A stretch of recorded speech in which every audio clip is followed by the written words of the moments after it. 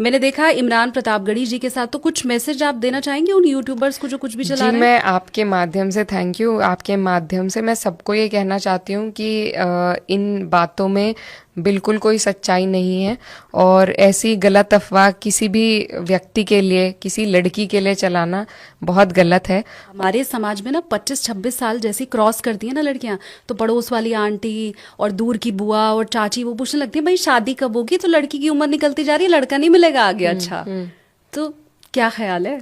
मेरा अभी कोई ख्याल नहीं है। सुनेंगे दोस्तों इमरान हसन की एक चेतावनी जो उसकी शादी की अफवाह खबर फैलाने वालों के लिए है। उससे पहले बता दूं दोस्तों, इमरान प्रतापगढ़ी एक फोटो शेयर करते हुए लिखे हैं, अपनी बातों को तोलना होगा, यानी सूरज को बोलना होगा, धूप कमरे में यूं ना आएगी, उठ के दरवाजा खोलना होगा। चलिए पहले सुनते हैं वीडियो को। तो आपसे गुजारिश है वीडियो को लाइक कीजिए और चैनल को जरूर सब्सक्राइब कीजिए। पर्सनल लाइफ का, फिर हम पॉलिटिकल वाले मुद्दे पे जाते हैं। आपकी डेट ऑफ बर्थ मैंने सर्च की 26 अगस्त 1994, 30 साल हो गए हैं।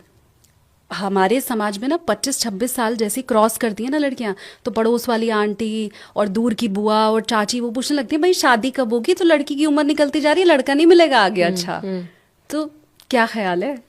मेरा अभी कोई ख्याल नहीं है हाँ। And I don't know what the future holds, but as of now मैं बहुत खुश किस्मत हूँ और मैं बहुत दिल से I am very grateful to the people of Kairana जिन्होंने मुझे इतनी बड़ी जिम्मेदारी सौंपी है और मेरा पूरा ध्यान अभी अपने काम पर है, अपनी जिम्मेदारी पर है और इसको सही तरीके से डिलीवर करने पर है।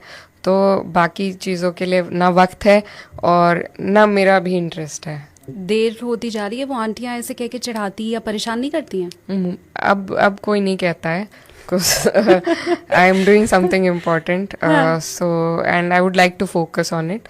तो ठीक है, when if it has to happen it will happen in its own time, if it doesn't happen that's also fine. अच्छा, आंटियां आपको भले नहीं परेशान करती होंगी, मैं नहीं जानती आपने कितना देखा है या नहीं, लेकिन जब मैं सर्च कर रही थी आपके बारे में तो मैंने देखा कि बहुत से यूट्यूबर्स ने ऑलरेडी आपकी शादी किससे होने वाली है ये पर्चा भी छपवा रखा है कि पक्की खबर है, ऐसे करके उन्होंने छाप रखा है।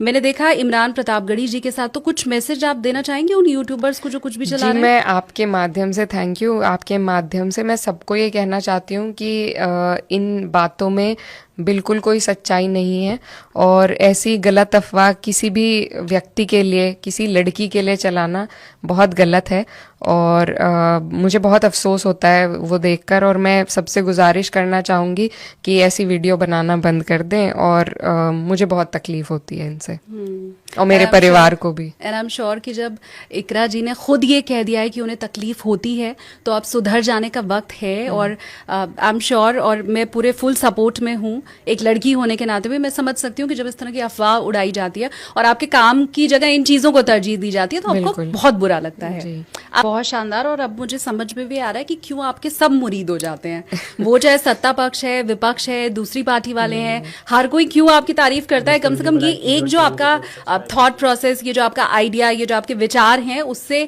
मैं तो बहुत हद तक सहमत हो गई, तो बाकी लोगों को भी आप ऐसे ही कन्विंस कर लेती होंगी, ये मैं समझ। फैशन मुझे लगता है हो गया है कि फलानी मस्जिद के नीचे पहले तो मंदिर हुआ करता था, साक्ष्य दिखाई दे रहे हैं, साक्ष्य उसके दिखाई दे रहे हैं और अदालतें कह देती हैं कि जो सर्वे कराइए। एक लॉ स्टूडेंट होने के नाते और एक नेता होने के नाते आप कैसे देखती हैं? Thank you for this question. I think देखिए, अब से मैं I will go back to history a little bit. ऐसे हमारे समाज में चीज़ें दर्शाई जाती हैं कि जो हिस्टोरिकल रॉन्ग है उसको करेक्ट किया जा रहा है। जो मुगलों के शासन में जो हुआ, अंग्रेज़ों के शासन में जो हुआ, तो उसका बदल अब किया जा रहा है भाजपा की सरकार द्वारा।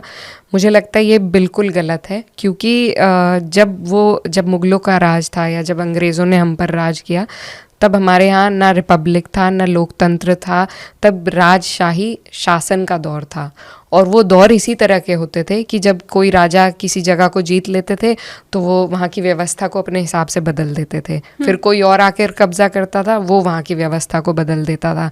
लेकिन 1947 में जब हमने इंडिपेंडेंस हासिल करी, हमारा कॉन्स्टिट्यूशन बना, तो हम एक रिपब्लिक की तरह जाने लगे।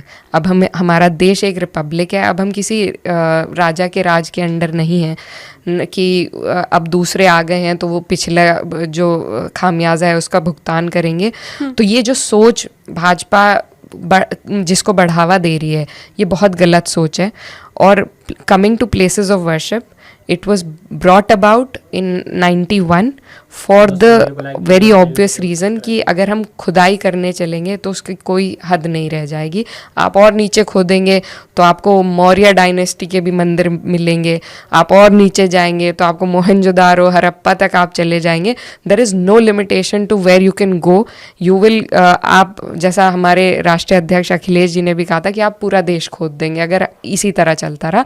इसीलिए प्लेसेस ऑफ वर्शिप एक्ट को लागू किया गया था कि 1947 में on the day that we got independence, the character of any place of worship, whatever it was, will remain intact. That is what the act says. उससे पहले क्या था? We don't care because we were not a country then. Right? We were हमारे अलग अलग हिस्से थे। 1947 में भी हैदराबाद में निज़ामों का राज था, कश्मीर में किसी और का राज था, इन सब को जोड़ के हिंदुस्तान बना था। तो जहाँ जो था उससे हमें 1947 से पहले कोई मतलब नहीं है। 1947 में हमारे देश जन्मा, हमारा संविधान आया, उस दौरान उस दिन जो जिसका कैरेक्टर था वो वही रहेगा और आगे भी जो सरकारें आएंगी उन्हें उसका पालन करना चाहिए। और इनफैक्ट यही बात मैं आज अपनी स्पीच में भी कहना चाह रही थी कि संविधान के प्रावधान होने के बावजूद ये जो गलत नीयत से सरकारें they are trying to exceed the limitations put in place by the constitution. हर रोज़ उसे छेड़ा जाता है और फिर supreme court has to intervene and put it back in its place. But that whole process and the time that process takes, उस वक्त में इतना नुकसान हमारे समाज के ताने बाने का हो जाता है कि जिसकी भरपाई हम कई सालों तक नहीं कर पाएंगे।